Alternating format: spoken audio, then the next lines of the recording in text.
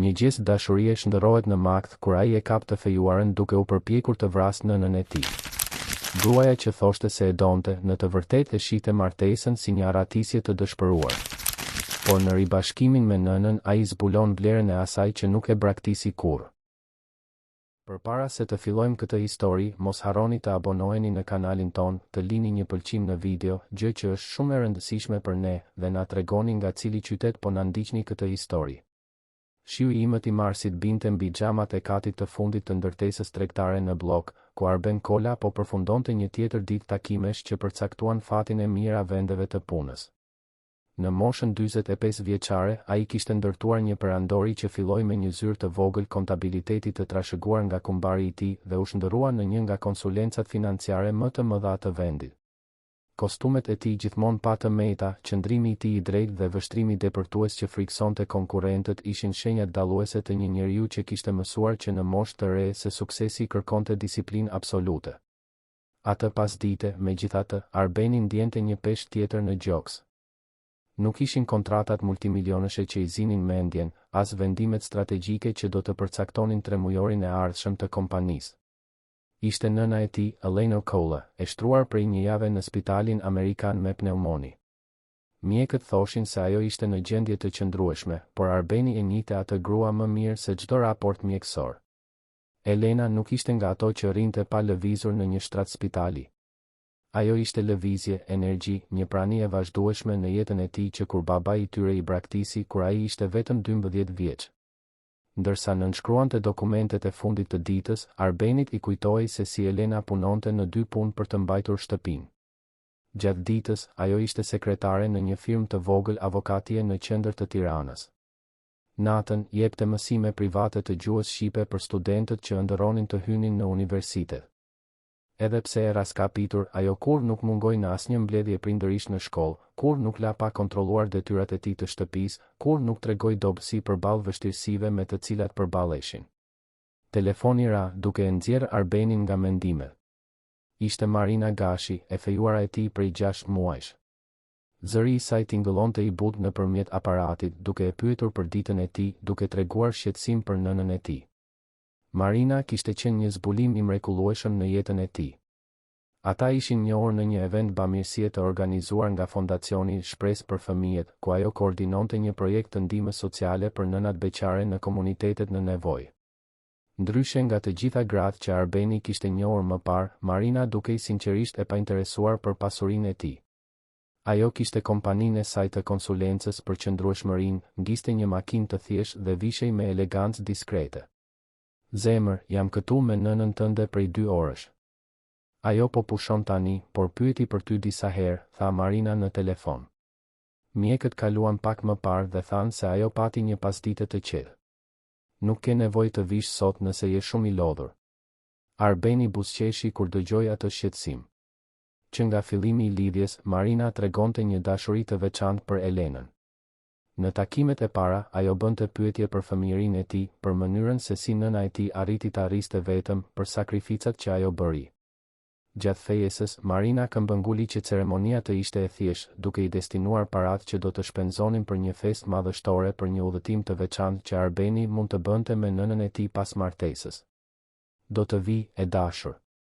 Më duhet ta shoh para se të shkoj në shtëpi, u përgjigj Arbeni, duke futur letrat në sirtar. Faleminderit që je aty me të. E di sa shumë do të thotë kjo për nënën time. Sigurisht, zemër. Tani është edhe familja ime. Shihemi atje pas rreth 40 minutash. Arbeni e mbylli telefonin dhe u drejtua drejt ashensorit privat që do ta çonte direkt në parking. Gjatë rrugës nëpër trafikun e Tiranës, ai mendonte se si jeta kishte ndryshuar që kur Marina hyri në botën e tij. Para saj, Arbeni jetonte ekskluzivisht për punën. Zgjohej në 5 të mëngjesit, shkonte në palestër, arrinte në zyrë në 7 dhe dilte rallëherë para orës 10 të natës. Në fundjavë, vizitonte nënën e tij në apartamentin e saj luksos pranë liçenit artificial, por gjithmonë i ngarkuar me telefonata biznesi dhe shqetësime profesionale. Me Marinën, Arbeni filloi të zbulonte kënaqësi që i kishte harruar. Ajo e bindi të merrte pushime të vërteta, pa celularin e punës. Së bashku, ata udhëtuan për në Dhërmi, ku Arbeni kaloi një javë të tërë pa menduar për raportet financiare. Marina gjithashtu e inkurajoi të rifillonte hobit e vjetra. Ajo zbuloi se ai I binte kitarës në adoleshencë dhe I bleu një instrument si dhuratë, duke këmbëngulur që ai të fillonte të luante përsëri. Lidhja evoluoi natyrshëm. Brenda 3 muajsh, Marina tashmë kalonte shumicën e netëve në apartamentin e tij në blok. Brenda 5 muajsh, Arbeni I kërkoi dorën gjatë një darke intime në restorantin Iliria. Data ishte caktuar për në shtator, një ceremoni e thjeshtë në prani të familjarëve të afërt dhe pak miqve. Elena, fillimisht, tregoi rezerva për shpejtësinë e lidhjes. Gjatë një dreke në parkun e madh të liçenit artificial, ajo komentoi në mënyrë diskrete se I dukej gjithçka shumë e përshpejtuar. Bir, ti e njeh këtë vajzë prej kaq pak kohe. Nuk kushton gjë të presësh edhe një vit para se të martohesh, sugjeroi ajo, ndërsa ushqente rosat në liçen. Arbeni, I dashuruar, e interpretoi shqetësimin e nënës së tij si xhelozi të natyrshme të dikujt që kishte qenë gjithmonë gruaja e vetme e rëndësishme në jetën e tij. Nën, unë kur nuk jam ndier kështu me askën. Marina është ndryshe nga të gjitha gratë që kam njohur. Ajo më bën të dua të jem një njeri më I mirë, u përgjigj ai, I bindur për zgjedhjen e tij. Elena nuk këmbënguli më, por Arbeni vuri re se ajo e vëzhgonte Marinën me një vështrim të vëmendshëm gjatë takimeve familjare. Duke arritur në spital, Arbeni parkoi në bodrum dhe u ngjit direkt në repartin e terapisë intensive në katin e 12. Era karakteristike e dezinfektantit dhe atmosfera solemne e vendit gjithmonë e bënin të ndihej I parehatshëm, por ishte mësuar gjatë asaj jave vizitash të përditshme. Kryeinfermieria, Fatimja, e përshëndeti me një buzëqeshje amësore. Ajo e njihte Elenën prej vitesh, që kur Arbeni kontraktoi planin shëndetësor më të plotë të disponueshëm për nënën e tij. Mirëdita, zoti Arben. Nëna juaj pati një ditë shumë më të mirë sot. Temperatura I ka rënë plotësisht dhe arriti të hajë drek vetë për herë të parë, informoi Fatimja, duke shfletuar bllokun me shënime mjekësore. Zonjusha Marina është aty me të që nga ora 2. Çvajzë e përkushtuar, apo jo? Arbeni buzëqeshi, duke ndier krenari për zgjedhjen që kishte bërë. Pak ditë para martesës, e fejuara e tij tashmë tregonte për kushtimin dhe dashurinë që ai priste të gjente te një partnere për gjithë jetën. Duke ecur nëpër korridor drejt dhomës, Arbeni ndaloi në një lulishte në katin përdes që ishte ende e hapur dhe bleu një buqet me zambak të bardhë, lulet e preferuara të Elenës që kur ai ishte fëmijë. Dhoma e terapisë intensive ndodhej në fund të korridorit, në një zonë më të rezervuar të destinuar për pacientët në gjendje të qëndrueshme. Arbeni hapi derën në heshtje, duke menduar se ndoshta nëna e tij po flinte dhe ai nuk donte ta zgjonte. Buqeta me lule në duart e tij ra në tokë me një zhurmë të shurdhët që bëri jehon nëpër dhomë. Skena që Arbeni pa ja paralizoi plotësisht mendjen. Marina ishte përkulur mbi shtrat duke shtypur një jastëk kundër fytyrës së Elenës.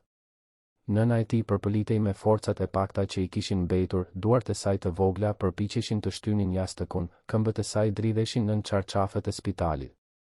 Marina nuk e kishte vënë re praninë e tij, e përqendruar plotësisht në atë që po bënte. Koha dukej se u zgjat pafundësisht.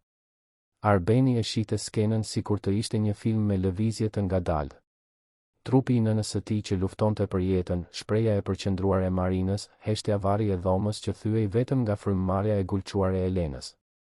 Për një çast, Arbeni mendoi se po shihte një makth, se ai vizion I pamundur ishte produkt I mendjes së tij të lodhur. Por pastaj instinkti I mbrojtjes e tejkaloi mosbesimin. Arbeni përshkoi dhomën me 2 hapa të gjatë dhe e shtyu Marinën me forcë, duke e bërë atë të lëkundej anash.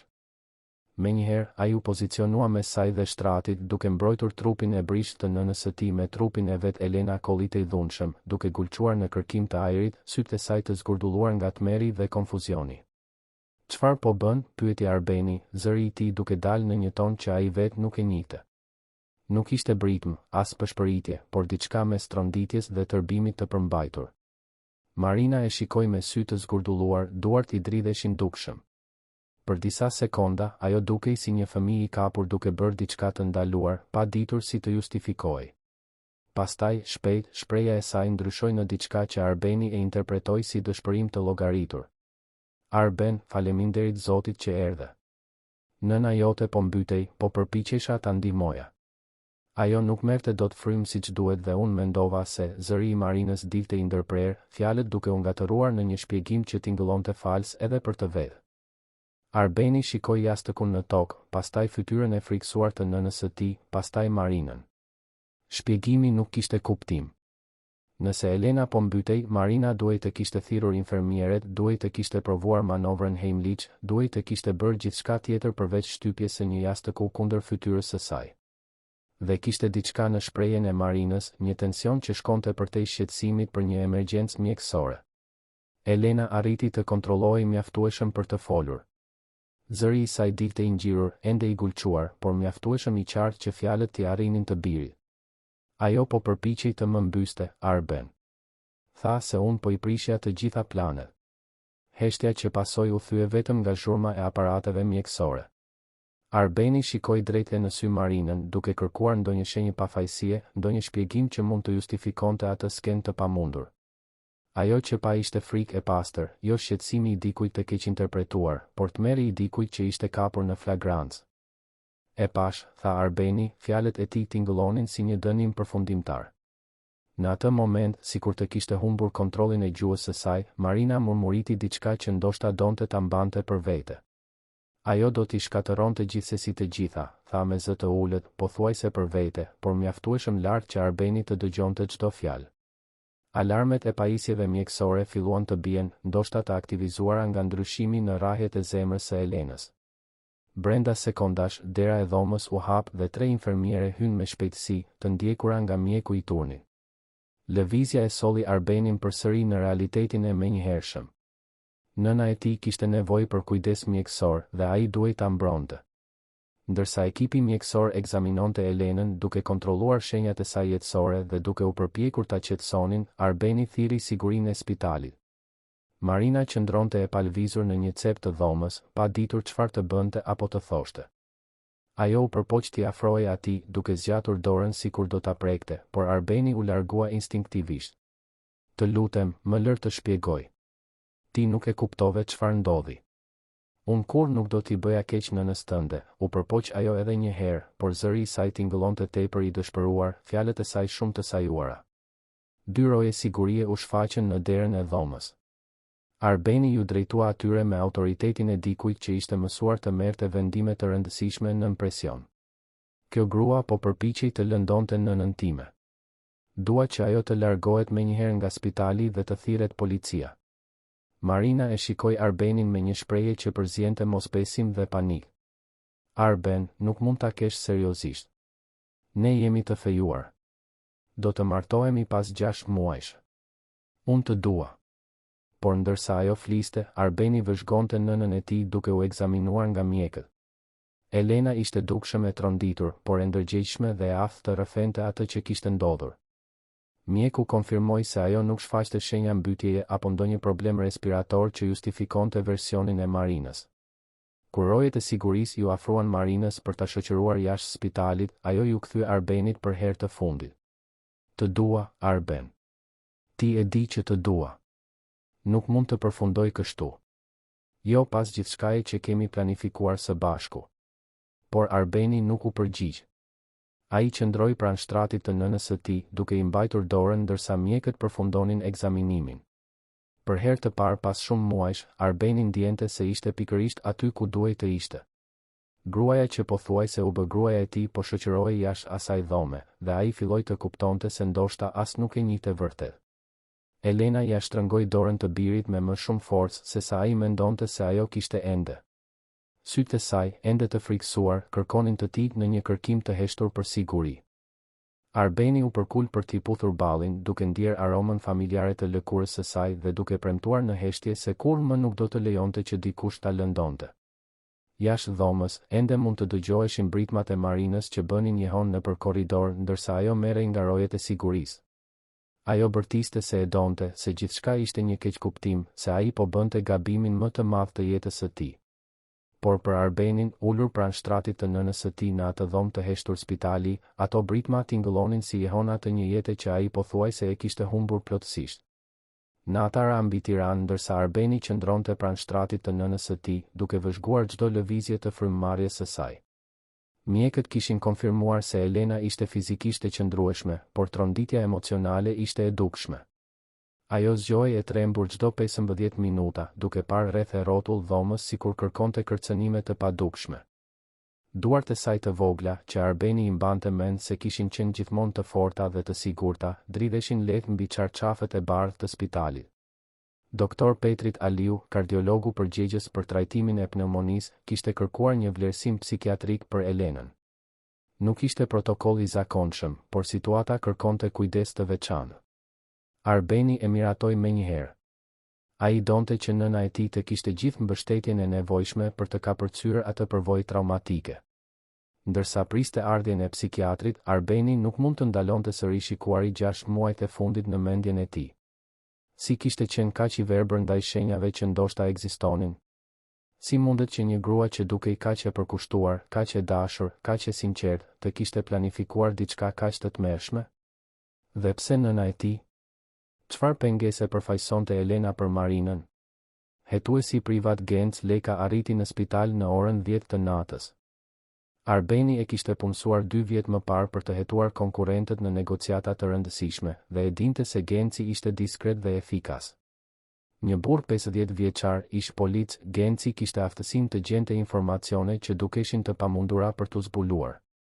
Zoti Arben, më vjen keq për situatën. Erdha sa po mora telefonatën tuaj, tha Genci, duke i shtrënguar dorën me vendosmëri. Mund të më tregoni saktësisht çfarë ndodhi? Arbeni rrëfeu të gjithë skenën, nga ardhja e tij në spital deri në momentin kur Marina u largua nga rojet e sigurisë.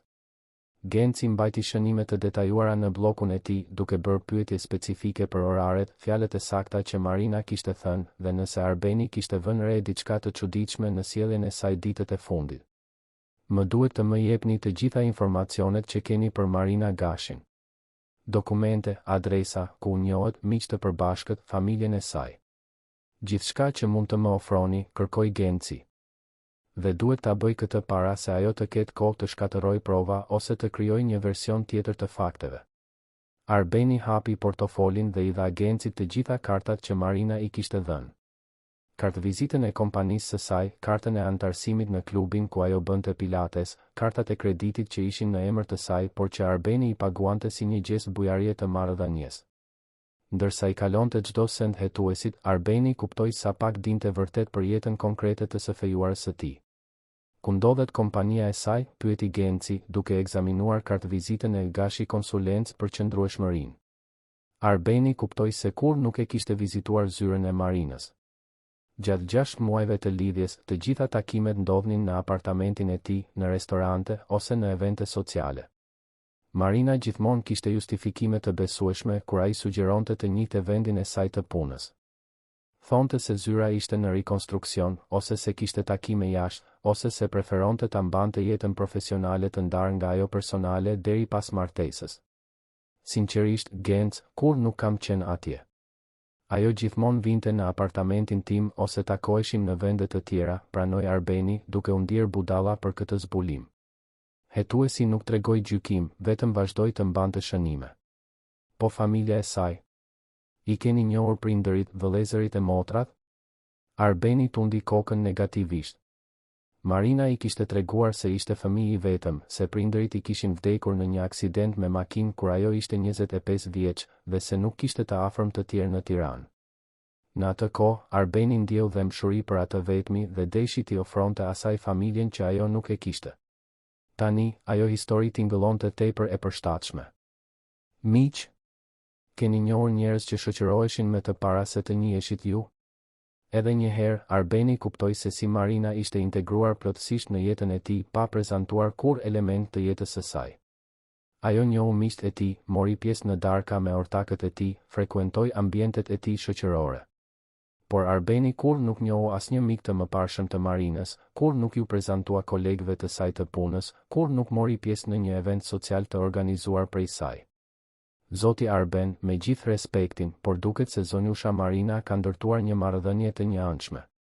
Ajo hyri në jetën tuaj, por ju kur nuk hyt në jetën e saj, vërejti Genci me sinqeritetin e dikujt që kishte parë raste të ngjashme më parë. Në atë moment, Elena lëvizi në shtrat dhe hapi sy. Arbeni u ngrit menjëherë dhe ju afrua, duke i mbajtur dorën. Nën, si po ndihesh? Elena shikoi të birin dhe pastaj Gencin. Zëri i saj doli më i fortë se sa priste Arbeni. Bir, më duhet të tregoj disa gjëra për këtë grua. Gjëra që i vura re, por që nuk pata guxim të t'i them më parë. Arbeni u ul në karrigen pranë shtratit, ndërsa Genci u pozicionua në mënyrë diskrete për të dëgjuar rrëfimin. Elena mori frymë thellë para se të fillonte të fliste. Javët e fundit, kur Marina vinte të më vizitonte këtu në spital, vura re sjellje të çuditshme tek ajo. Kur ti nuk ishe i pranishëm, ajo bëhej e paduruar, shikonte vazhdimisht orën, i përgjigjej celularit në mënyrë evazive kur i binte, filloi Elena. Por ajo që më shqetësoi më shumë ishte mënyra se si ajo reagoi kur unë sugjerova që ju ta shtynit dasmën derisa unë të isha shëruar plotësisht. Arbeni u përkul përpara. Çfarë tha ajo? Herën e parë që e përmenda, ajo e ndryshoi temën shpejt. Herën e dytë, ajo u nervozua dukshëm dhe tha se nuk ishte mirë të shtyeshin planet e rëndësishme. Kur këmbëngula se vetëm disa muaj nuk do të bënin dallim për ata që e duan vërtet njëri tjetrin, ajo humbi toruan, Elena bëri një pauzë për të marrë frymë. Ajo tha se unë nuk kuptoja asgjë nga jeta e saj, se nuk i dija presionet me të cilat përballej, dhe se po tregohesha egoiste që doja të ndërhyja në lumturinë tuaj. Genci mbajti më shumë shënime ndërsa Arbeni përpunonte ato informacione. Nëna e tij kur nuk i kishte treguar asgjë për këto biseda. Gjatë vizitave të tij, kur Marina ishte e pranishme, gjithçka dukej harmonike dhe respektuese. Bir, doja të flisja me ty më parë, por kisha frikë se do të dukesha si një vjerë xheloze, e di? Ti dukej kaq i lumtur dhe unë nuk doja të isha nëna që prish lumturinë e të birit, Elena ja shtrëngoi dorën. Por dje, kur ajo mbeti vetëm me mua për më gjatë, vendosa të isha më e drejtë për drejtë. Çfarë i the, nën? I thash se mendoja se po martoheshit shumë shpejt, se ndoshta do të ishte më mirë të prisnit të paktën një vit për të njohur më mirë. I shpjegova se nuk ishte asgjë personale kundër saj, por se unë të kisha rritur vetëm dhe e dija sa e rëndësishme është të jesh i sigurt për zgjedhjet e rëndësishme në jetë. Elena mbylli syt për një moment, sikur po rijetonte skenën. Reagimi i saj ishte i frikshëm, Arben. Fytyra ju bë e kuqe, u ngrit nga karrigia dhe tha se unë kur nuk do të pranoja asnjë grua në jetën e djalit tim sepse kisha xhelozi të sëmur. Arbeni ndjente zemërim që po rritej brenda gjoksit të tij. Jo vetëm për tentativën e vrasjes që kishte parë, por për mënyrën se si Marina e kishte trajtuar nënën e tij në biseda private.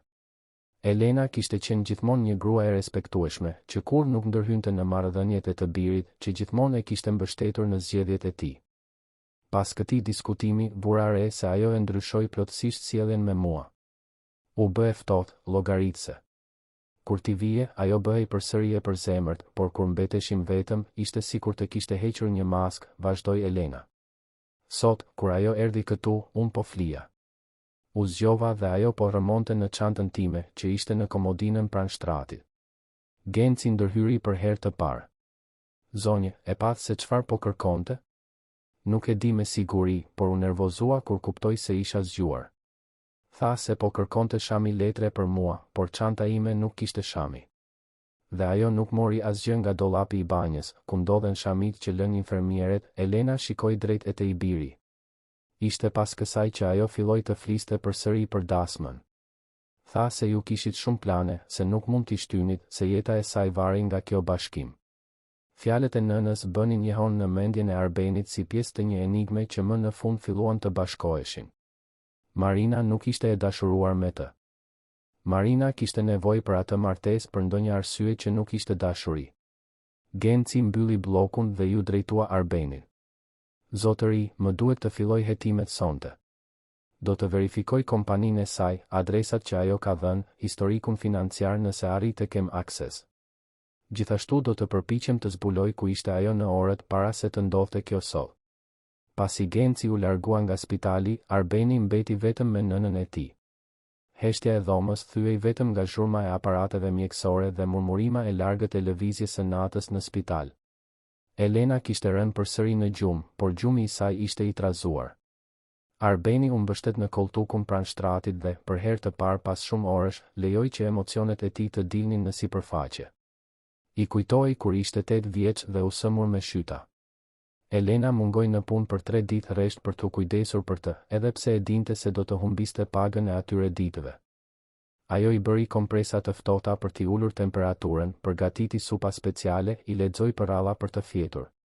Kur Arbeni e pyeti nëse nuk ishte e shqetësuar që po mungonte në punë, Elena u përgjigj diçka që ai kur nuk e harroi: "Bir, punë tjetër gjen. Nën, ke vetëm një." Tani, në moshën 45 vjeçare, Arbeni e kuptonte peshën e atyre fjalëve. Sa herë Elena i kishte vënë nevojat e tij mbi të sajat, sa mundësi kishte sakrifikuar për të siguruar që ai të kishte një arsim të mirë, rroba të denja, ushqim të duhur. Kur Arbeni hyri në universitet për të studiuar administrim, Elena mori një kredi që ju deshën 5 vjet për ta shlyer, vetëm për të paguar librat dhe materialet që i duheshin. Dhe ishte pikërisht nga mirënjohja për këto sakrifica që Arbeni ndërtoi perandorinë e tij financiare. Çdo kontratë e mbyllur, çdo biznes i suksesshëm, çdo zgjerim i kompanisë ishte një mënyrë për t'i kthyer gjithçka që nëna e tij kishte bërë për të. Kur bleu apartamentin luksos pranë liçenit artificial për Elenën, ajo qau nga emocionet. Kur punësoi një pastruese për t'u kujdesur për shtëpinë dhe një trajner personal për t'u kujdesur për shëndetin e saj, Elena tha se ndihej si në një jetë ëndrash. Por Arbeni e dinte se, pavarësisht gjithë rehatisë materiale që mund t'i ofronte nënës së tij, kishte diçka që ai nuk mund t'ia jepte: praninë e tij të vazhdueshme. Biznesi kërkonte udhëtime, takime që zgjateshin deri vonë, vendime që duheshin marrë shpejt. Arbeni e vizitonte Elenën rregullisht të dielave, i telefononte çdo ditë, por ndjente se ende i detyrohej asaj më shumë kohë, më shumë vëmendje, më shumë shoqëri.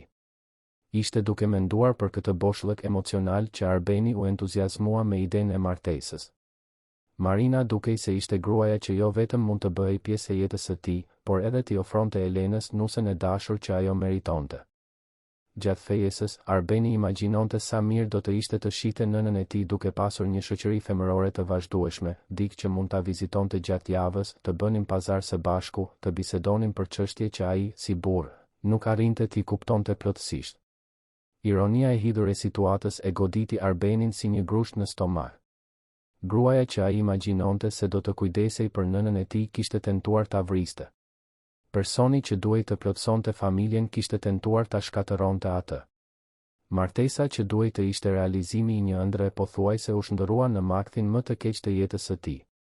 Celulari i Arbenit ra, duke e nxjerrë nga këto mendime të errëta.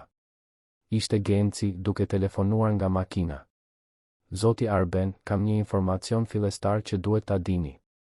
Shkova në adresën tregtare që shkruhet në kartvizitën e Marinës. Ndërtesa ekziston, por zyra që ajo tregoi është bosh prej 4 muajsh. Portieri më tha se kur nuk ka pasur ndonjë kompani konsulence për qëndrueshmërinë në atë kat, zëri i Gencit tingëllonte serioz në telefon. Arbeni ndjeu një të ftohtë në stomak. "Si kështu, bosh?" Kontrata e qiras u prish për mungesë pagese në nëntor të vitit të kaluar. Fola me pronarin, i cili tha se qiramarrësja u zhduk pa paguar 3 muajt e fundit të qiras dhe la borxhe me administratorin. Genci bëri një pauzë. "Zotëri, duket se kompania e SFJ-uar suaj nuk ekziston më prej muajsh." Arbeni shikoi nënën e tij duke fjetur në shtratin e spitalit dhe ndiu një përzierje zemërimi dhe mirënjohjeje. Zemërim që ishte mashtruar në mënyrë kaq të sofistikuar. Mirënjohje që kishte arritur në kohë për të shpëtuar jetën e personit më të rëndësishëm të ekzistencës së tij. "Vazhdo hetimet, Genc. Dua të di gjithçka për këtë grua. Kush është ajo në të vërtetë, çfarë donte, si arriti të merrte informacione për mua", tha Arbeni, zëri i tij i ngarkuar me vendosmëri. "Dhe dua ta di sonte." Pasi mbylli telefonin, Arbeni ju afrua përsëri shtratit ku pushonte nëna e tij. Elena hapi sytë sikur e ndjeu praninë e tij. "Bir, je mirë?" pyeti ajo, zëri i saj amsor tingëllonte edhe mes brishësisë së situatës. Arbeni i mbajti dorën me dashuri dhe u përgjigj diçka që i doli direkt nga zemra. "Tani jam, nën. Tani jam." Dielli lindi i zbet mbi Tiranë, duke lajmëruar një të shtunë që do të ishte ndryshe nga të gjitha të tjerat në jetën e Arbenit. Ai e kishte kaluar gjithë natën në spital, duke dremitur her pas here në koltukun pranë shtratit të nënës së tij. Elena kishte pasur një natë më të qetë, me më pak tronditje, dhe mjekët konfirmuan se shërimi i saj fizik po përparonte mirë. Emocionalisht, megjithatë, si nëna ashtu edhe i biri ende po përpunonin për masat e asaj që kishte ndodhur. Në orën 7 të mëngjesit, Genc Leka arriti në spital duke mbajtur një dosje plot me dokumente dhe një laptop. Shpreja e tij serioze tregonte se nata e hetimeve kishte qenë produktive, por zbulimet ndoshta nuk do të ishin të këndshme për Arbenin.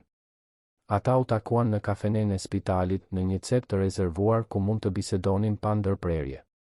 Zoti Arben, duhet të përgatiteni për atë që do t'ju tregoj. Situata është shumë më e rëndë se sa imagjinonim. Genci hapi dosjen dhe filloi të organizonte letrat mbi tavolinë. Marina Gashi nuk është ajo që tha se ishte. Në fakt, pothuajse asgjë nga ato që ajo tregoi për veten nuk është e vërtetë. Arbeni piu një glënjë nga kafja e fortë dhe u përgatit mendërisht për të dëgjuar zbulime që ndoshta do të ndryshonin perceptimin e tij për 6 muajt e fundit të jetës së tij. Së pari, çështja profesionale. Kompania Gashi Konsulencë për qëndrueshmërinë ka ekzistuar, por ka mbyllur aktivitetin zyrtarisht 8 muaj më parë, jo 4 siç thash dje. Genci tregoi dokumente nga Qendra Kombëtare e Biznesit. Ajo ka grumbulluar borxhe prej më shumë se 200.000 eurosh me furnitor, punonjës dhe taksa. Emri i saj është përfshirë në listat e borxhlinjve. Arbeni u përkul mbi letra, duke parë për herë të parë realitetin financiar të ish të fejuarës së tij. Dokumentet tregonin një kompani që kishte filluar mirë, me kontrata të vogla por të rregullta, dhe pastaj kishte hyrë në një rënje të përshpejtuar. Muajt e fundit të funksionimit ishin shënuar nga çeqje pa mbulim, paga të vonuara dhe kontrata të anuluara. Por çështja profesionale është vetëm maja e icebergut, vazhdoi Genci, duke hapur laptopin. Arrita të kem akses në historikun e saj të qirave. Marina është dëbuar nga apartamenti ku jetonte në komunën e Parisit 3 muaj më parë për mungesë pagese. Që atëherë nuk kam arritur të lokalizoj një adresë banimi fikse. Arbeni ndjeu një nyj në stomak. Gjatë gjithë lidhjes, Marina gjithmonë thoshte se po rinovonte apartamentin e saj dhe prandaj preferonte të qëndronte në të tijin. Ajo vinte me rroba dhe sende personale në valixhe, duke shpjeguar se ishte më praktike të mos kthehej në shtëpi çdo ditë gjatë rinovimit. Ku po jetonte atëherë? Pyeti Arbeni. Sipas regjistrimeve që arrita të mbledh, ajo ka kaluar disa periudha në hotele të lira në zonën qendrore, ndoshta të paguara me kartë krediti. Por në 2 muajt e fundit nuk ka asnjë regjistrim akomodimi askund. Genci tregoi pasqyra bankare që kishte arritur të merrte përmes kontakteve në fushën financiare. Zoti Arben, më falni për sinqeritetin, por ishe fejuara juaj ishte praktikisht në situatë rruge kur ju njohu. Ndikimi i këtij informacioni ishte shkatërues për Arbenin. Për 6 muaj, ai besonte se ishte në lidhje me një grua të pavarur dhe financiarisht të qëndrueshme. Marina gjithmonë refuzonte kur ai ofroi të paguante faturat e saj, thoshte se preferonte të ruante pavarësinë deri në martesë, këmbëngulte të ndante shpenzimet në restorante dhe udhëtime. Por ajo i paguante faturat kur dilnin bashk. E shija duke përdorur kartën e kreditit, duke paguar taksit, duke bler dhurata për nënën time. Arbeni përpiqej të pajtonte kujtimet e tij me informacionet që po merrte. Këtu situata bëhet më komplekse dhe e frikshme. Genci hapi një seksion tjetër të dokumenteve. Marina ka aplikuar për 4 karta krediti të ndryshme në 8 muajt e fundit, të gjitha me limit të lartë, të bazuara në informacione të rreme për të ardhurat. Ajo ka deklaruar të ardhura mujore prej 2.000 eurosh kur në të vërtetë nuk kishte asnjë të ardhur prej muajsh. Arbeni filloi të kuptonte për masat e mashtrimit që kishte pësuar. Marina jo vetëm që kishte gënjur për situatën e saj financiare, por kishte krijuar një situatë të paqëndrueshme që kishte shpërthyer pak kohë më parë. Limitet e kartave janë të gjitha të tejkaluara. Ajo ka borxh më shumë se 10.000 euro vetëm në karta krediti, përveç borxheve të tjera. Genci tregoi pasqyra që zbulonin blerje të vazhdueshme, pagesa minimale dhe interesa të grumbulluara. Dhe ka edhe diçka tjetër, zoti Arben. Arrita të mbledh historikun e marrëdhënieve të saj. Arbeni u përgatit për më shumë zbulime të pakëndshme. Marina ka pasur 3 marrëdhënie serioze në 5 vitet e fundit. Të gjitha me burra me të ardhura të larta, biznesmen ose profesionistë të suksesshëm. Të gjitha marrëdhëniet kanë zgjatur midis 4 dhe 8 muajsh.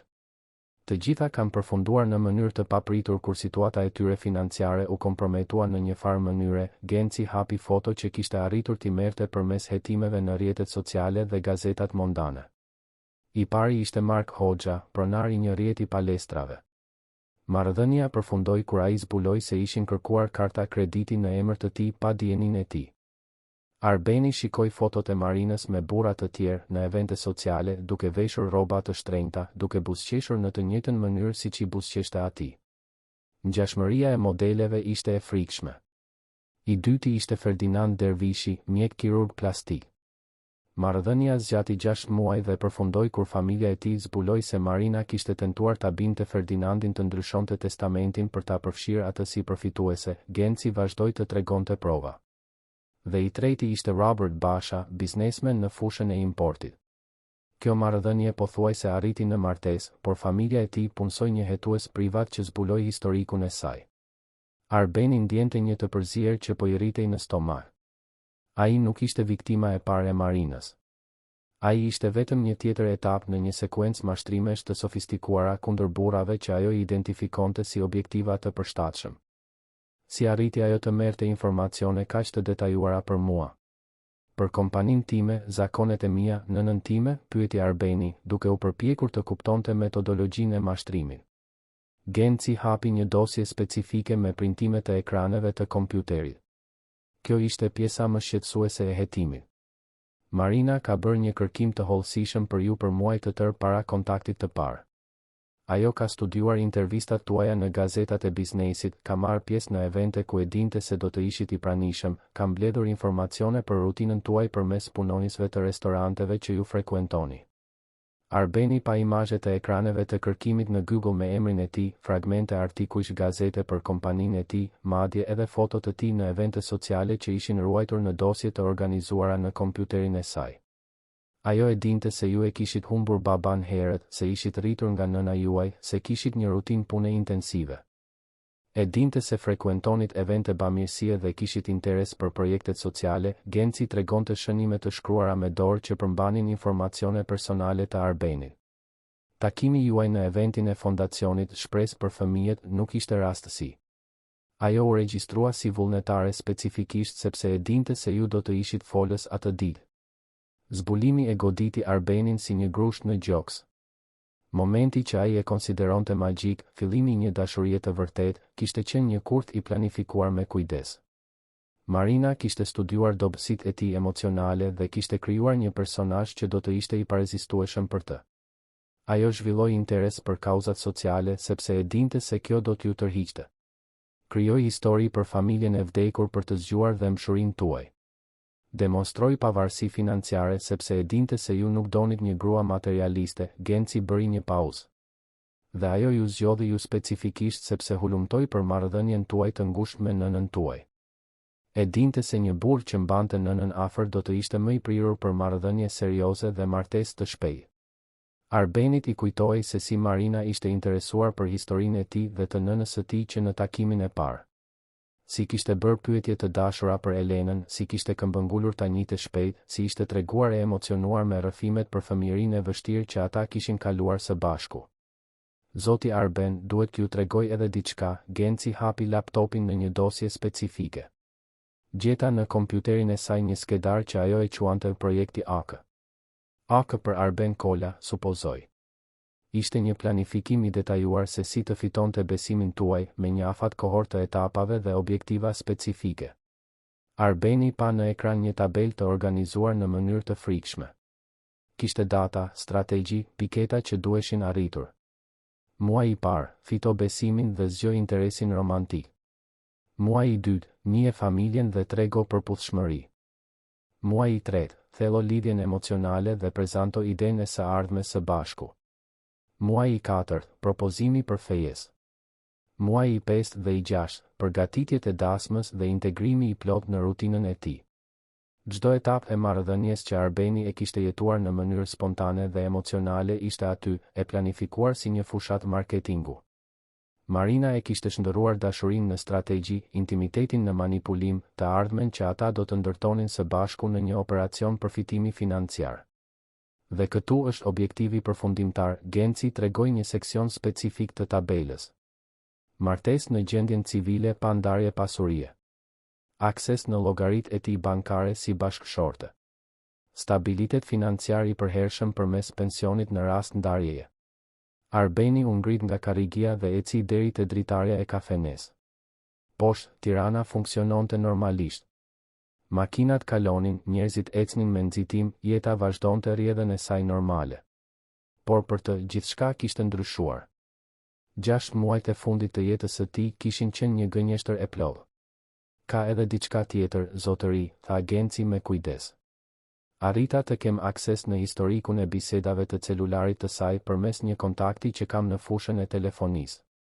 Marina kishte biseduar për javësh me një avokat të specializuar në të drejtën familjare, duke bërë pyetje specifike për divorcin, ndarjen e pasurisë dhe pensionin ushqimor. Arbeni u kthye te tavolina dhe u ul rënd.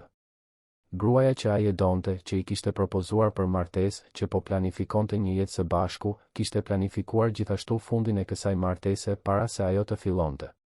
Ajo planifikonte të martohej me mua dhe pastaj të ndahej, pyeti Arbeni, ende duke u përpjekur të përpunonte kompleksitetin e mashtrimit. Duket se po. Avokati e ka këshilluar se si të garantonte një ndarje më të madhe të pasurisë në rast ndarjeje. Ata diskutuan strategji për të provuar varësinë financiare dhe madje edhe mundësinë e pretendimit të braktisjes afektive për të rritur vlerën e dëmshpërblimit. Genci mbylli laptopin. Zoti Arben, ishe fejuara juaj nuk po planifikonte një martesë. Ajo po planifikonte një investim me kthim të garantuar. Heshtja që pasoi ishte e rëndë. Arbeni duhej të përpunonte jo vetëm tentativën e vrasjes së nënës së tij, por të gjithë dimensionin e manipulimit që kishte pësuar. Aftësia e tij për të besuar, për të dashuruar, për të ndërtuar marrëdhënie ishte testuar dhe dhunuar në mënyrën më mizore të mundshme. Ka një informacion të fundit që duhet ta ndaj me ju, tha Genci, zëri I tij edhe më serioz. Diskutimi midis Marinës dhe nënës suaj për shtyrjen e dasmës nuk ishte vetëm një divergjencë mendimesh. Për Marinën, ajo shtyrje përfaqësonte shembjen e plotë të gjithë planit që ajo kishte ndërtuar. Arbeni shikoi Gencin duke pritur më shumë shpjegime. Ajo po kërcënohet nga kreditorët për javësh. Ka fajdegjin që I kërkojnë borxhe që ajo I ka marrë për të ruajtur aparencat gjatë marrëdhënies me ju. Martesa ishte e vetmja mënyrë që ajo shihte për të zgjidhur të gjitha problemet financiare një herë e mirë. Kur nëna juaj sugjeroi shtyrjen, Marina e interpretoi atë si kërcënim të drejtpërdrejtë për mbijetesën e saj. Genci bëri një pauzë domethënëse. Zotëri, besoj se nëna juaj nuk u sulmua nga xhelozia apo çmenduria. Ajo u sulmua sepse përfaqësonte pengesën e fundit midis Marinës dhe zgjidhjes së të gjitha problemeve të saj financiare. Arbeni ndiu një të dridhur që I përshkoi shtyllën kurrizore. Elena pothuajse kishte humbur jetën sepse një grua e dëshpëruar pa tek ajo pengesën e vetme për një farsë që zgjaste prej muajsh. Genc, dua që t'ia dorëzosh të gjitha këto informacione policisë. Dua që Marina të përgjigjet penalisht jo vetëm për tentativën e vrasjes, por për të gjitha mashtrimet, falsifikimet dhe fraudat që ka kryer, tha Arbeni, zëri I tij I ngarkuar me vendosmëri. Dhe dua të di nëse ka viktima të tjera që ende nuk e kanë zbuluar se çfarë u ka ndodhur. Genci konfirmoi se do të kontaktonte me komisariatin ende atë ditë. Arbeni u drejtua përsëri në dhomën ku nëna e tij po shërohej, duke mbajtur peshën e dijenisë se intuita e saj amësore kishte qenë e saktë që në momentin e parë. Elena ishte përpjekur ta paralajmëronte për Marinën, por ai ishte tepër I verbuar nga ajo që mendonte se ishte dashuri për të parë të vërtetën. Kur hyri në dhomë, gjeti nënën e tij zgjuar, duke biseduar me zë të ulët me infermieren për ilaçet e mëngjesit. Elena shikoi të birin dhe menjëherë kuptoi se diçka kishte ndryshuar në shprehjen e tij. Bir, nga fytyra jote, imagjinoj se lajmet që ke marrë nuk kanë qenë të mira, tha ajo, duke zgjatur dorën që ai të afrohej. Arbeni u ul pranë shtratit dhe I mbajti dorën e nënës me dashuri. Për herë të parë pas shumë orësh, ai I lejoi vetes të ndjente mirënjohje të pastër. Mirënjohje që kishte arritur në kohë në spital. Mirënjohje që kishte një nën që e donte pa kushte. Mirënjohje që zbuloi të vërtetën para se të ishte tepër vonë. Nën, ti kishe të drejtë për Marinën që në fillim. Gjithçka që ajo na tregoi ishte gënjeshtër, tha Arbeni, zëri I tij I dridhej nga emocionet. Nëse ti nuk do ta kishe vënë në dyshim martesën, nëse unë nuk do të kisha arritur në kohë dje, unë mund të kisha humbur personin më të rëndësishëm të jetës sime. Elena ja shtrëngoi dorën të birit dhe u përgjigj me mençurinë e dikujt që kishte jetuar mjaftueshëm për të kuptuar se disa dhimbje janë të nevojshme për të shmangur tragjedi më të mëdha. Bir, ndonjëherë jeta na mbron në mënyra që i kuptojmë vetëm më vonë. E rëndësishme është se jemi këtu, bashkë, dhe se ti e zbulove në kohë se kush ishte vërtet kjo grua. Arbeni qëndroi pranë nënës së tij për disa minuta të tjera, duke përpunuar gjithçka që kishte zbuluar në orët e fundit. Për herë të parë në 6 muaj, ai nuk ndjente nxitim për të shkuar askund. Nuk kishte takime biznesi më të rëndësishme se ai moment, asnjë vendim financiar më vendimtar se sa të sigurohej që nëna e tij të shërohej plotësisht nga ajo përvojë traumatike.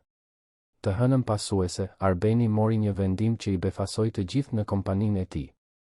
Gjatë një mbledhjeje të jashtëzakonshme me Këshillin Administrativ të Kola Konsulencë, ai njoftoi se do të largohej përkohësisht nga të gjitha aktivitetet ekzekutive për t'u kujdesur për çështje personale urgjente. Burrat që e njihnin prej dekadash kur nuk e kishin parë Arbenin të vinte ndonjë çështje personale mbi biznesin. Zotërin, gjatë 15 viteve të fundit, ja kam kushtuar jetën time plotësisht kësaj kompanie. Kemi ndërtuar së bashku diçka të qëndrueshme dhe të respektuar në treg, tha Arbeni, duke qëndruar në këmbë në krye të tryezës së mbledhjeve ku kishte komanduar qindra negociata. Tani duhet t'i kushtoj kohë personit që e bëri të mundur gjithë këtë. Nëna ime po kalon një moment delikat shëndetësor dhe prania ime është themelore për shërimin e saj. Robert Deda, ortaku më i vjetër i kompanisë dhe mik personal i Arbenit, u përpoq ta binte të hiqte dorë. Arben, e kuptojmë shqetësimin tënd, por kemi 3 kontrata ndërkombëtare që po mbyllen këtë muaj. Projekti i multinacionales amerikane ka nevojë për miratimin tënd përfundimtar. Nuk mund të jetë vetëm disa ditë largim. Arbeni shikoi të gjithë burrat në atë sallë, ekzekutiv që merrnin frymë me tabela dhe jetonin për rezultate tremujore, dhe kuptoi se si ai vetë kishte qenë i njëjtë me ta deri pak ditë më parë. Tentativa e vrasjes së nënës së tij kishte funksionuar si një alarm shurdhues, duke i treguar se kishte humbur nocionin e asaj që vërtet kishte rëndësi në jetë. Robert, për 20 vjet kam ndërtuar këtë kompani duke menduar se po ndërtoja një të ardhme për familjen time. Por ç'vlerë ka të kesh sukses financiar nëse humbas njerëzit që i japin kuptim këtij suksesi? Arbeni bëri një pauzë, duke parë nga dritarja që jepte pamje mbi lëvizjen e bulevardit dëshmorët e kombit. Ju keni kompetencë të mjaftueshme për të drejtuar kompaninë për disa muaj. Unë kam vetëm një nën dhe pothuajse e humba sepse isha tepër larg. Mbledhja përfundoi me Arbenin që delegoi përgjegjësitë e tij kryesore te Roberti dhe 2 ortak të tjerë. Për herë të parë në dekada, ai doli nga zyra në orën 9 të mëngjesit me destinacion spitalin, pa marrë me vete çantë ekzekutive, laptop apo celularin e punës. Elena po transferohej nga terapia intensive në një dhomë të zakonshme atë mëngjes. Mjekët e konsideronin shërimin e saj fizik të shkëlqyer, por rekomandonin ndjekje psikologjike për të kapërcyer traumën e agresionit. Kur Arbeni arriti në spital, gjeti nënën e tij ulur në koltukun pranë shtratit, veshur me një robë dishan roz që ai ja kishte bler, duke krejur flokët e saj të thinjura me kujdes. Bir, surprizë që je këtu kaq herët. Nuk kishe një takim të rëndësishëm sot në mëngjes? Pyeti Elena, duke buzëqeshur kur pa të birin të hynte në dhomë. Kisha, nën. Dhe ishte takimi më i rëndësishëm që kam pasur në vite, u përgjigj Arbeni, duke i puthur ballin. Vendosa të largohem nga puna për një kohë për të ndjekur shërimin tënd. Elena ndaloi se krejuri flokët dhe shikoi drejt e te i biri. Arben, nuk ke nevojë ta bësh këtë për shkakun tim. Unë jam mirë, mjekët thanë se do të dal pas 2 ditësh. Ti nuk mund të braktisësh angazhimet e tua për llogarinë time. Arbeni u ul në shtrat përballë koltukut ku ishte nëna e tij. Nën, unë nuk po braktis asgjë. Po zgjedh atë që është më e rëndësishme. Për vite me radhë, kam premtuar se kur të kisha sukses të mjaftueshëm, do të kaloja më shumë kohë me ty e po, erdhi koha ta mbaj këtë premtim. Gjatë 2 javëve që pasuan, Arbeni rizbuloi rutina që i kishte harruar plotësisht. Zgjohej në 7 të mëngjesit, jo për të shkuar në palestër dhe pastaj në zyrë, por për të ngrënë mëngjes me qetësi dhe pastaj për të marrë nënën e tij në spital ose, pas daljes nga spitali, në apartamentin e saj luksos pranë liçenit. Ata ecnin së bashku në mëngjes në parkun e madh, duke u ndalur për të biseduar me të moshuar të tjerë që Elena i kishte njohur gjatë ecjeve të saj të vetmuara të viteve të fundit. Arbeni zbuloi se nëna e tij kishte zhvilluar një rutinë shoqërore që ai nuk e njihte fare. Ajo merrte pjesë në një grup leximi që mblidhej të mërkurave në bibliotekën e lagjes, kishte kurse akuareli të premteve dhe luante letra me një grup shoqesh të shtunave pasdite. Gjatë gjithë këtyre viteve kur Arbeni mendonte se po i ofronte vetëm rehati materiale nënës së tij, ajo kishte ndërtuar një jetë të pasur me marrëdhënie dhe aktivitete. Pse nuk më ke treguar kurrë për këto aktivitete, nën? Pyeti Arbeni një pasdite të enjte, ndërsa e shoqëronte në kursin e akuarelit. Bir, ti gjithmonë vije këtu të dielave me kokën plot me shqetësime të punës. E shija që ishe i lodhur, i stresuar dhe nuk doja të mbingarkoja me detajet e rutinës sime, u përgjigj Elena, duke organizuar penelat në një kuti druri. Përveç kësaj, mendova se do të shqetësoheshe nëse do të dije se dilja vetëm, bëja miqësi me njerëz që ti nuk i njihje. Arbeni kuptoi se sa mbrojtës i tepruar kishte qenë, se si e kishte nënvlerësuar aftësinë e nënës së tij për t'u kujdesur për jetën e saj. Për vite me radhë, ai ofroi siguri financiare dhe materiale, por gjithashtu krijoi një marrëdhënie ku ai ishte siguruesi dhe ajo ishte e mbrojtura, pa lënë hapësirë që Elena të tregonte pavarësinë dhe personalitetin e saj për te rolit të nënës. Në kursin e akuarelit, Arbeni njohu zonjën Drita, një mësuese në pension 70 vjeçare që ishte bërë shoqe e ngushtë e Elenës. Zonja Drita e priti me dashuri mësore, por edhe me një sinqeritet që e befasoi. Zoti Arben, nëna jote flet shumë për ty, për krenarinë që ndjen për suksesin tënd. Por gjithashtu e di se i mungon vazhdimisht, tha zonja Drita ndërsa përziente bojrat në një palet të vogël. Elena është një grua plot jetë, plot histori interesante, por ndonjëherë trishtohet që nuk ka askënd për të ndarë gjërat e vogla të përditshme. Ato fjalë e prekën Arbenin thellë. Ai kishte siguruar gjithçka që gjykonte të rëndësishme për nënën e tij, shtëpi të rehatshme, plan shëndetësor të jashtëzakonshëm, siguri financiare, pastruese për punët e shtëpisë. Por kishte lënë pas dore atë që ajo kishte më shumë nevojë, shoqëri, bisedë, prani të vazhdueshme të dikujt që interesohej për detajet e thjeshta të jetës së saj. Gjatë procesit të shërimit, Arbeni dhe Elena vendosën rituale të reja. Çdo mëngjes, ata hanin mëngjes së bashku në balkonin e apartamentit të saj, duke vëzhguar lëvizjen e qytetit që zgjohej. Arbeni zbuloi se nëna e tij kishte opinione shumë interesante për politikën, ekonominë dhe madje edhe për bizneset e tij. Për vite me radhë, ai kishte biseduar me të vetëm për tema sipërfaqësore, pa e kuptuar se Elena ndiqte lajmet, lexonte gazeta dhe kishte reflektime të rëndësishme për botën përreth. Bir, mund të bëj një pyetje për kompaninë tënde, tha Elena një mëngjes, ndërsa ata vëzhgonin rrezet e para të diellit që ndriçonin ndërtesat e Tiranës. Sigurisht, nën. Mund të pyesësh çfarëdo. A ke menduar ndonjëherë të krijosh projekte sociale përmes kompanisë? E di që ti dhuron para për disa institucione, por a ke menduar ndonjëherë të përdorësh strukturën e kompanisë për të ndikuar drejt për drejt në komunitetet në nevojë? Arbeni u befasua nga pyetja. Elena po sugjeronte diçka që ai kurrë nuk e kishte konsideruar, të transformonte një pjesë të kompanisë në një mjet të ndikimit social të drejt për drejt, jo vetëm të donacioneve financiare. Shpjegoje më mirë këtë ide, nën. E po, ti ke një kompani konsulence financiare shumë të respektuar. Imagjinoj sa sipërmarrës të vegjël, njerëz nga komunitetet e varfra, kooperativa grash do të përfitonin nëse do të kishin akses në orientim financiar profesional, Elena fliste me entuziazëm në rritje. Në vend që të shërbeni vetëm kompanive të mëdha, ju mund t'i kushtonit një pjesë të kohës për të mësuar menaxhim financiar bazë në komunitete, për të ndihmuar bizneset e vogla të organizohen, për të orientuar familjet për planifikimin financiar. Arbeni kuptoi se nëna e tij po propozonte diçka revolucionare për modelin e tij të biznesit. Për vite me radhë, ai ishte fokusuar ekskluzivisht te klientët korporativ me vlerë të lartë, duke maksimizuar fitimet dhe rritjen. Ideja e përdorimit të ekspertizës së tij për ndikim social të drejtë për drejtë kurrë nuk i kishte shkuar ndërmend. Nën, kjo është një ide e shkëlqyer. Pse nuk ma ke thënë kurrë më parë? Sepse më parë nuk do të ishe i disponueshëm për të dëgjuar, u përgjigj Elena me një buzëqeshje të dashur. Ti ishe aq i fokusuar në rritjen financiare sa që çdo bisedë për punën duhej të ishte për rezultate, kontrata, zgjerim. Tani e kuptoj se je më i hapur për të menduar për qëllimin e asaj që bën, jo vetëm për kthimin që ajo gjeneron. Gjatë pasditeve, Arbeni shoqëronte nënën e tij në grupin e leximit, ku njohu njerëz të tjerë të moshës së saj që kishin ndërtuar jetë të pasura dhe interesante pas daljes në pension. Zonja Tefta kishte qenë robaqepse gjithë jetën dhe tani shkruante kronika për fëmijërinë e saj në fshat. Zoti Pjetër kishte punuar si mekanik dhe tani jepte mësime zdrugtarie për të rinjt në nevojë në fundjavë. Zonja Roza kishte rritur 5 fëmijë vetëm dhe tani koordinonte një projekt për alfabetizimin e të rriturve. Arbeni kuptoi se kishte jetuar në një fluskë sociale, duke u shoqëruar vetëm me biznesmen, ekzekutiv dhe njerëz me të ardhurat të larta.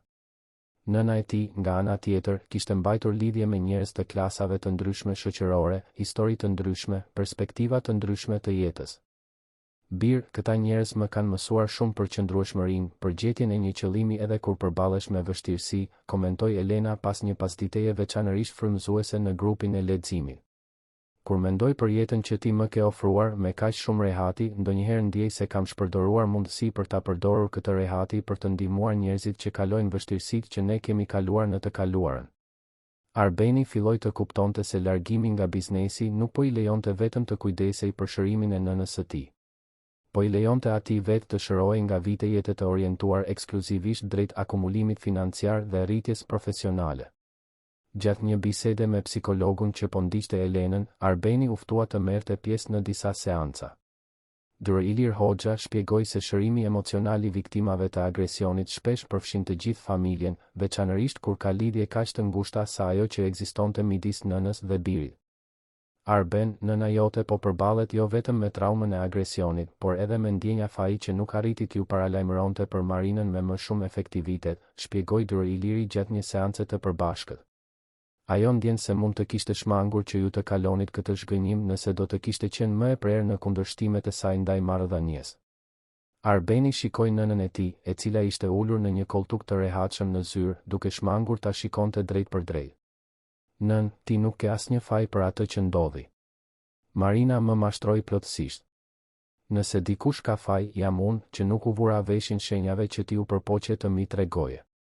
Bir, e dija se diçka nuk ishte në rregull, por kisha frikë se do të dukesha si një nën posesive, xheloze. Kisha frikë se ti do të zgjidhje të qëndroje me të dhe të largoheshe nga unë, rrëfeu Elena, zëri I saj I dridhej nga emocionet. Preferova të heshtja se sa të rrezikoja të humbisja. Dr. Iliri ndërhyri. Ky është një model shumë I zakonshëm në familje. Frika për të ndërhyrë në marrëdhëniet e fëmijëve të rritur shpesh I pengon prindërit të shprehin shqetësime legjitime. Elena, ju u përpoqët ta paralajmëronit Arbenin brenda kufizimeve që I vut vetes për të ruajtur marrëdhënien me të. Gjatë asaj seance, Arbeni dhe nëna e tij biseduan hapur për frikërat, pritshmëritë dhe dinamikën e varësisë që ishte vendosur mes tyre gjatë viteve. Arbeni kuptoi se, në përpjekje për t'i kthyer sakrificat që nëna e tij kishte bërë gjatë fëmijërisë së tij, ai kishte krijuar një situatë ku ajo ndihej e detyruar të pranonte pasivisht gjithçka që ai vendoste për jetën e saj. Nën, dua që ta dish se mund të mos jesh dakord me mua, mund të më japësh këshilla, mund t'i vësh në dyshim vendimet e mia, opinioni yt jo vetëm që është I mirëpritur, por është thelbësor për mua, tha Arbeni, duke I mbajtur duart gjatë seancës. Nuk dua më që të ndihesh e detyruar të jesh dakord me mua vetëm sepse unë paguaj faturat e tua. Elena buzëqeshi përmes lotëve. Bir, gjatë gjithë këtyre viteve, u mësova të isha nëna që merr dashuri dhe kujdes, por harrova të isha nëna që jep orientim dhe mbrojtje. Kur pash Marinën duke u përpjekur të më lëndonte, u kujtova se roli im nuk është vetëm të kujdesesh ti për mua. Është edhe të kujdesem unë për ty atë pasdite, duke dal nga zyra e psikologut, Arbeni dhe Elena ecën ngadalë nëpër rrugë, pa nxitim për të arritur askund. Dielli I vjeshtës filtrohej përmes pemëve, duke krijuar hije vallëzuese në trotuar. Arbeni kuptoi se nuk I mungonin takimet ekzekutive, negociatat e tensionuara, adrenalina e mbylljes së kontratave milionëshe. Bir, mund të bëj edhe një pyetje, tha Elena, duke u ndalur në një stol në park. Gjithmonë mundesh, nën. A je I lumtur tani? Dua të them, pa bizneset, pa nxitimin, pa Marinën. Apo ndihesh mirë? Arbeni reflektoi për disa çaste para se të përgjigjej. Nën, jam më në paqe se sa jam ndier prej vitesh. Zbulova se po vrapoja pas gjërave që mendoja se do të më bënin të lumtur, por në të vërtet më largonin nga ajo që vërtet më bën mirë. Dhe çfarë të bën mirë vërtet, bir? Arbeni shikoi nënën e tij, sytë që e kishin shoqëruar gjatë gjithë udhëtimit të tij, dhe u përgjigj me bindje të plotë, të jem i pranishëm në jetën e njerëzve që dua. Të kem kohë për biseda të vërteta. Të mund të ndihmoj njerëz të tjerë jo vetëm me para, por me prani dhe vëmendje. Elena buzëqeshi dhe ja shtrëngoi dorën të birit. Për herë të parë që nga agresioni në spital, ajo ndihej plotësisht e sigurt. Jo vetëm fizikisht e mbrojtur, por emocionalisht e mirëpritur në një marrëdhënie që më në fund kishte gjetur ekuilibrin e saj të vërtetë. 2 muaj pas agresionit në spital, Arbeni mori telefonatën që priste nga avokati penalist që kishte punësuar për të ndjekur çështjen. Marina Gashi kishte pranuar një marrëveshje me prokurorin, duke rrëfyer jo vetëm tentativën e agresionit kundër Elenës, por edhe një historik mashtrimesh financiare kundër burrave të tjerë gjatë 5 viteve të fundit. Zoti Arben, ajo do të kryej 7 vjet burg për tentativë lëndimi trupor me rrethanë rënduese të motivit të dobët, përveç përgjigjes për mashtrim të kualifikuar për rastet e tjera që dolën në dritë, informoi avokati Marcelo Tavares gjatë një takimi në zyrën e tij pranë sheshit Skënderbej. Gjykata konsideroi se kishte paramendim dhe se krimi u krye kundër një personi të moshuar në situatë vulnerabël. Arbeni i dëgjoi informacionet me ndjenja kontradiktore. Nga njëra anë, ishte ndjenja se drejtësia po vijej në vend. Marina do të përgjigjej për krimet që kreu dhe viktimat të tjera të mundshme do të mbroheshin. Nga ana tjetër, Arbeni nuk ndjente zemërim apo etje për hakmarrje. Ajo që dominonte ishte një trishtim i thellë për tragjedinë njerëzore që përfaqësonte ajo situatë. Zoti Marcelo, a tregoi ajo pendes gjatë seancave? Pyeti Arbeni. Sinqerisht, duket se pendesa e saj lidhet më shumë me pasojat se sa me seriozitetin e veprimeve. Gjatë dëshmive, ajo u përpoq ta minimizonte agresionin kundër nënës suaj, duke thënë se ishte një moment dëshpërimi, por vazhdoi të justifikonte mashtrimet e tjera si nevoja urgjente financiare. Avokati shfletoi letrat e procesit. Ajo që i impresionoi më shumë gjyqtarët ishte ftohtësia me të cilën ajo planifikonte marrëdhëniet. Ajo madje kishte një fletore me shënime për preferencat e çdo burri që njihte. Arbenit i kujtohej projekti AK që Genci kishte zbuluar në kompjuterin e saj. Transformimi i dashurisë në strategji tregtare, i intimitetit në manipulim të llogaritur. Ishte një formë dehumanizimi që shkonte përtej lakmisë së thjesht financiare. Kur doli nga zyra e avokatit, Arbeni nuk shkoi në shtëpi as në spital për të vizituar nënën e tij, siç ishte bërë rutinë. Në vend të kësaj, ngau makinën deri te katedralja e Shëmpalit në qendër të Tiranës. Nuk ishte një njeri veçanërisht fetar, por ndjente nevojën për reflektim në një mjedis që ftonte në heshtje të brendshme. Ulur në një nga stolat e drunjë të kishës kryesore, Arbeni vëzhgonte vitrazhet me ngjyra që filtronin dritën e artë të fundit të pasdites.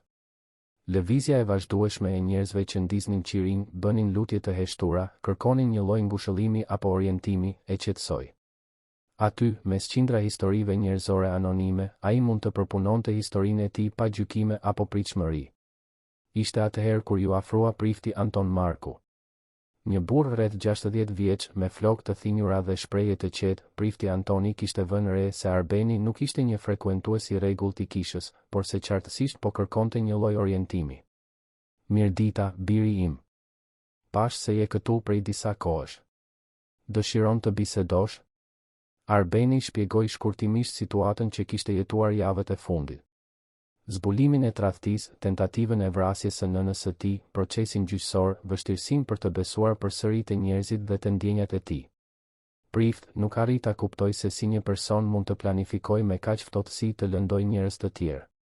Dhe ajo që më frikson më shumë është se nuk ndiej zemërim ndaj saj. Ndiej një trishtim të thellë, sikur ajo të ishte gjithashtu viktime e diçkaje që nuk arrit ta identifikoj, rrëfeu Arbeni. Prifti Anton dëgjoi me vëmendje para se të përgjigjej. Arben, ti po kalon diçka që shumë njerëz e përjetojnë kur zbulojnë se janë tradhtuar në mënyrë kaq të thellë. Mungesa e zemërimit nuk do të thotë dobësi apo naivitet. Mund të thotë mençuri. Si kështu, prift? Zemërimi është një emocion i natyrshëm kur lëndohemi, por ai gjithashtu mund të na verbojë ndaj mësimeve të rëndësishme që dhimbja mund të na mësojë. Ti the se ndjen trishtim për këtë grua. Kjo tregon se ti arrin të shohësh tek ajo jo vetëm agresoren, por edhe një person që ka humbur rrugën, që ka bërë zgjedhje të tmerrshme që kanë shkatëruar jo vetëm jetën e të tjerëve, por edhe jetën e saj. Arbeni reflektoi mbi këto fjalë.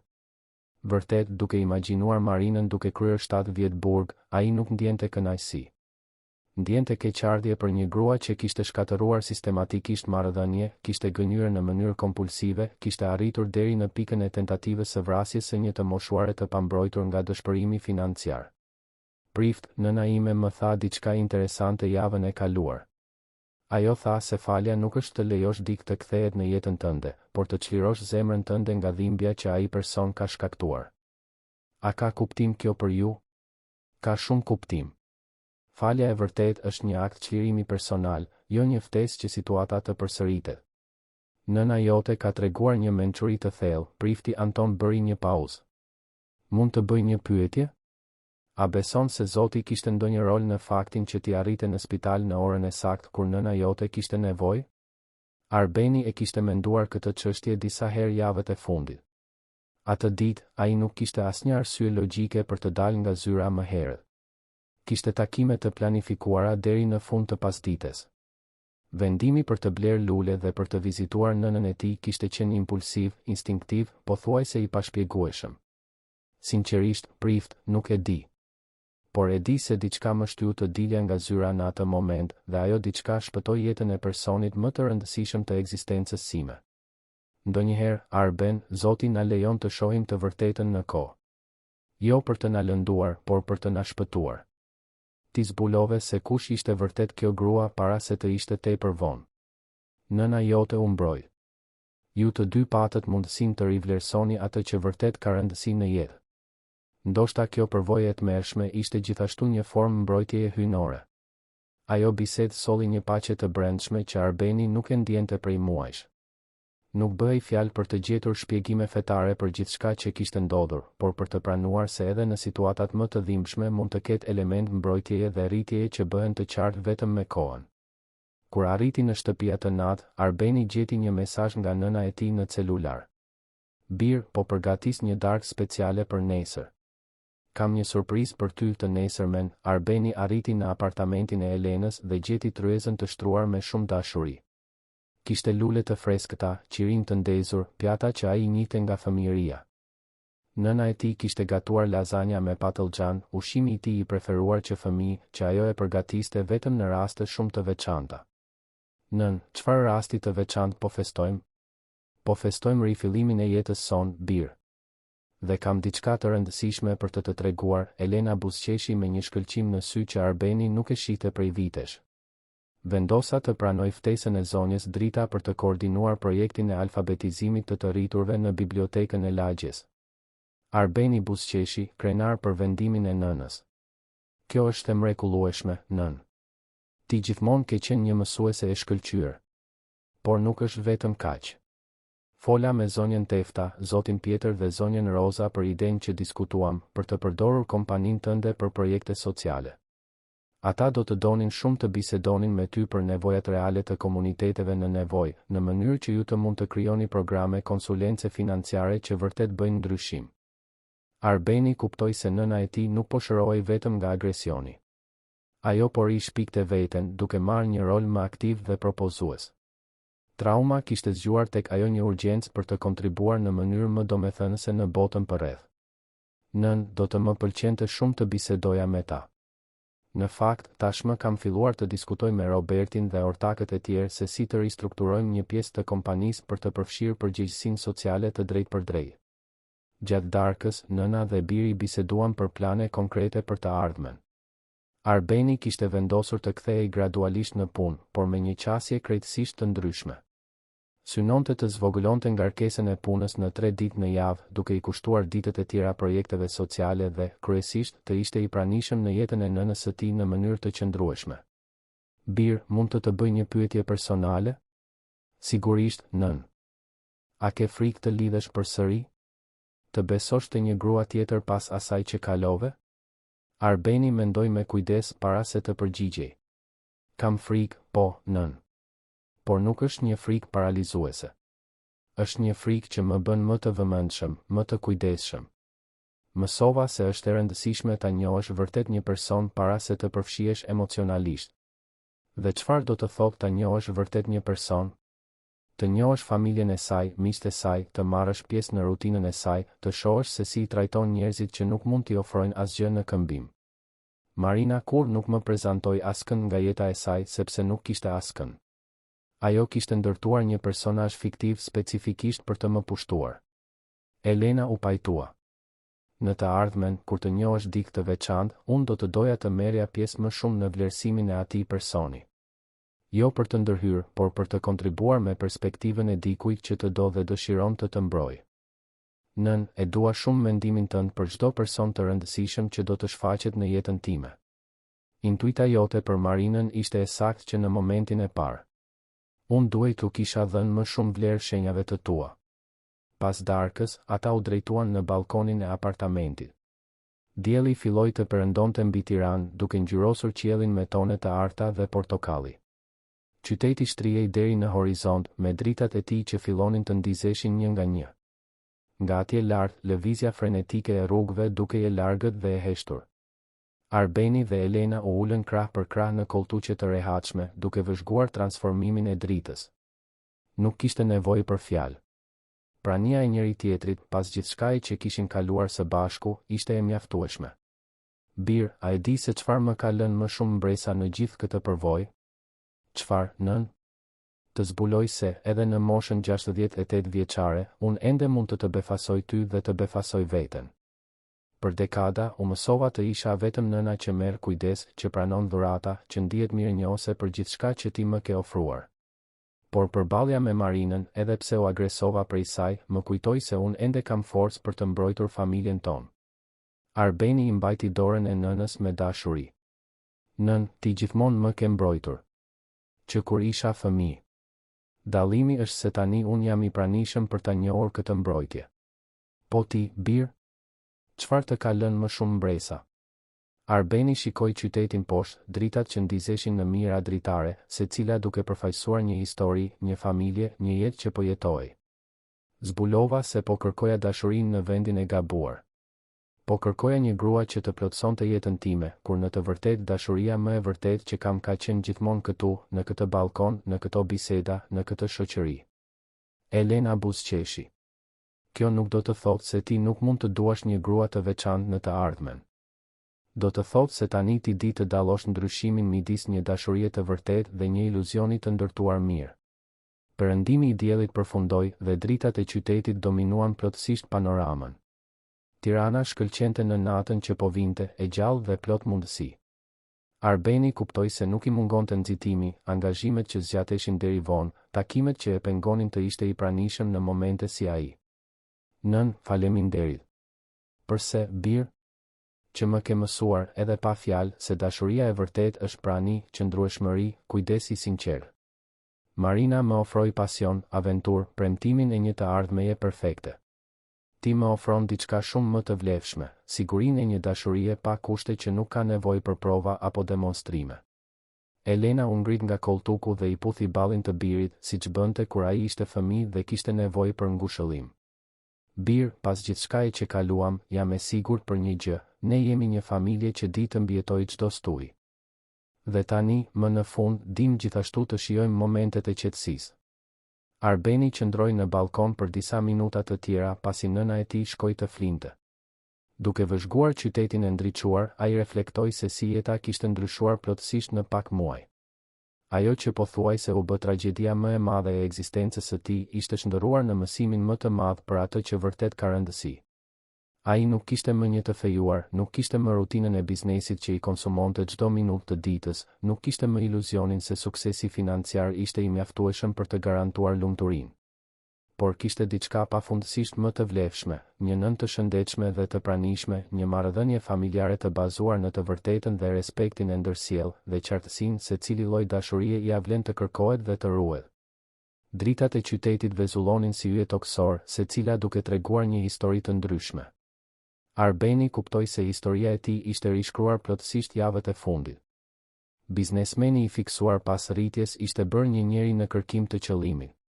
Biri I largët ishte bërë një shoqërues I pranishëm. Burri i dashuruar me një iluzion ishte bërë dikush i aftë të njëjtë dhe të vlerësonte dashurinë e vërtetë. Të dashur dëgjues, udhëtimi i Arbenit dhe Elenës na mëson se ndonjëherë situatat më të dhimbshme mbartin dhuratat më të mëdha. Nëse kjo histori preku zemrën tuaj, nëse u emocionuat me këtë transformim, lini pëlqimin tuaj për të na treguar se histori si kjo bëjnë ndryshim në jetën tuaj.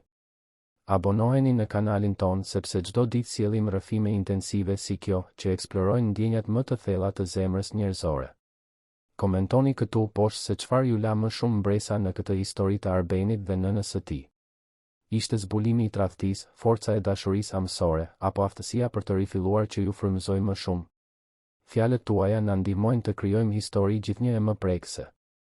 Nesër do të jemi këtu përsëri me një udhëtim të ri emocional, sepse e dim se ju, ashtu si ne, besoni se është përmes historive që kuptojmë më mirë veten dhe botën që na rrethon.